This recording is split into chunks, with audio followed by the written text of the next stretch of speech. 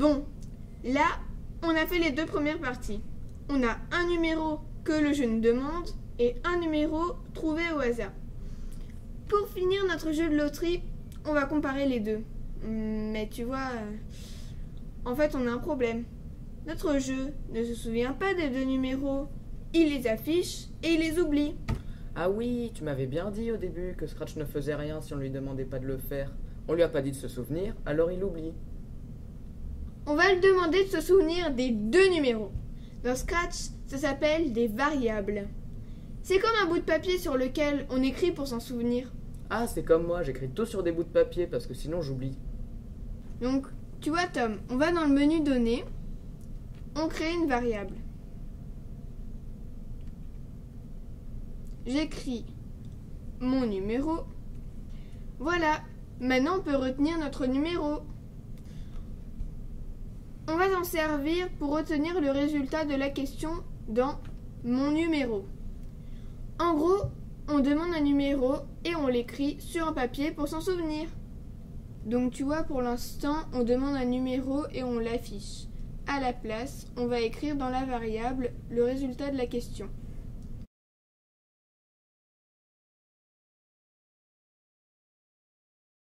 Et on va afficher cette variable plus tard.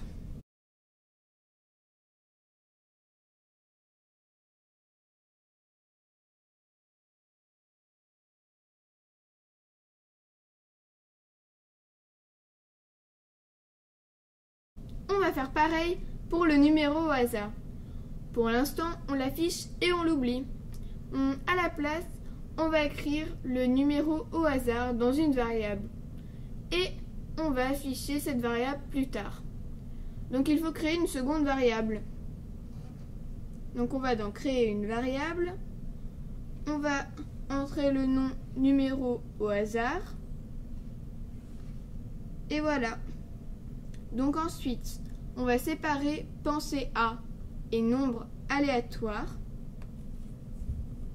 Tu vois, comme ça. Ensuite, on va mettre mon numéro A et on va mettre nombre aléatoire à la place du 0. Donc après, on va prendre numéro au hasard qu'on va mettre dans le petit texte de pensée A. On n'a plus qu'à les regrouper. Pensée A en dessous de mettre. Et voilà. Tu vois, là aussi ça marche. Ça trouve un numéro au hasard et ça l'affiche. Tiens, mais il y a toujours le numéro en haut. C'est pratique. Oui, on se souvient des deux numéros, alors il les affiche. Des variables, c'est comme des bouts de papier. Maintenant, pour la fin du jeu, faut arriver à comparer les deux numéros pour savoir si on a réussi à deviner le bon. Mais pourquoi? Je vois bien que j'ai perdu. Les numéros ne sont pas les mêmes. Toi, tu le vois.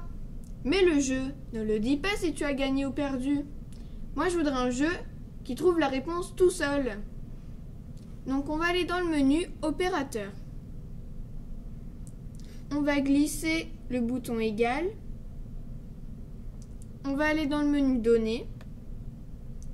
On va glisser mon numéro à gauche. Numéro au hasard à droite dans le bouton égal encore. On clique. Tu vois, ça compare notre numéro et le numéro au hasard. Et ça dit si c'est vrai ou faux quand on clique. En haut à gauche, on voit les numéros 2 et 1. Et le égal dit false, ça veut dire faux. 1 et 2, c'est pas pareil. On a eu peu de chance. Mais on n'a qu'à mettre dans la variable mon numéro le même chiffre que celui au hasard pour voir. Oui, bonne idée. Donc, on va cliquer sur demander, sauf que là, on va tricher. Donc, pour le numéro qui nous demande, on va mettre le même que le numéro au hasard de tout à l'heure. Donc, nous, c'était 1. Donc, hop, valider.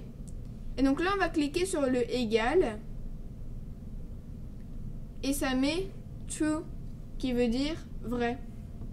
Ce qu'il nous faut maintenant, c'est un système qui nous dit bravo quand c'est pareil et perdu quand c'est pas pareil.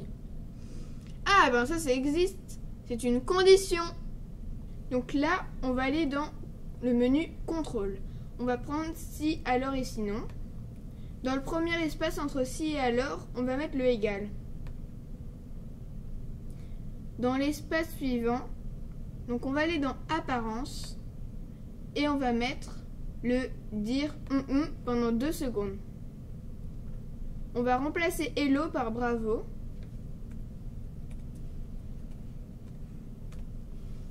Et on va faire pareil, juste en dessous. Sauf que cette fois-ci, on va écrire perdu.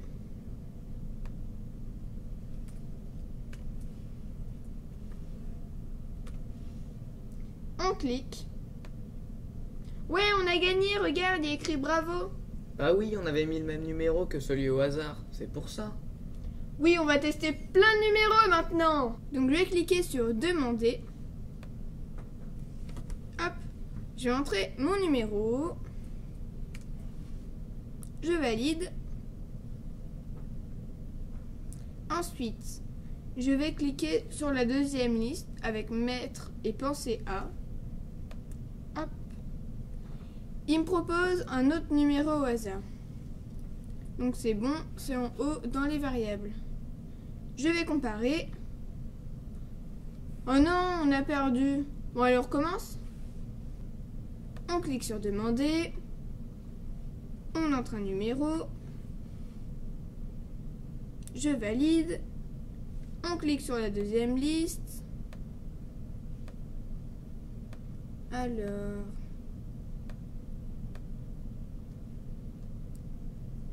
on compare.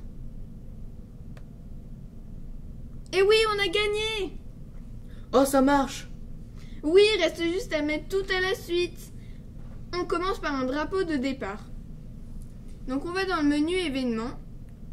On prend le quand pressé. On le met au-dessus de la question. Demander. Puis, on les met tous les uns à la suite des autres. Donc, hop, c'est là on compare à la suite. Hop, on va au-dessus du petit chat. On clique sur le drapeau vert. Et on n'a plus qu'à jouer. C'est parti. Alors, chiffre 5. Allez. Oh. Oh non, perdu. Allez, une dernière. Chiffre 2. 1. Non. Oh. 2. On a gagné! Ah, trop bien.